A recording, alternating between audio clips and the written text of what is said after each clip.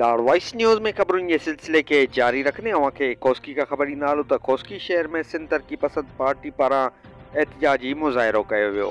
Koski शहर में SDP Koski पारां सिविल अस्पताल कोस्की में दवाउनि ऐं डॉक्टरनि जी खोट ख़िलाफ़ एहतिजाजी मुज़ाहिरो कयो वियो, जंहिंमें अॻुवाणनि टाउन सदर SDP अब्दुल सत्तार बुरड़ो, एहतिजाज में SDP कारकुननि मियां खान खोसो, इमरान खोसो, अयूब भट्टी ऐं शहरनि समाजी अॻुवाणनि वॾे अंग में शिरकत कई ऐं शहर जे सिविल अस्पताल में दवाउनि ऐं डॉक्टरनि जी खोट ख़त्म करण जो मुतालबो कयो। लाड़वाइस जे नाज़रीन खे कोस्की खां ख़बर ॾींदा हलूं त कोस्की शहर में सिंध तरक़ी पसंद पार्टी पारां एहतिजाजी मुज़ाहिरो कयो वियो। कोस्की शहर में SDP कोस्की पारां सिविल अस्पताल कोस्की में दवाउनि ऐं डॉक्टरनि जी खोट ख़िलाफ़ एहतिजाजी मुज़ाहिरो कयो वियो, जंहिंजी अॻुवाणी टाउन सदर SDP अब्दुल सत्तार बुरड़ो कई।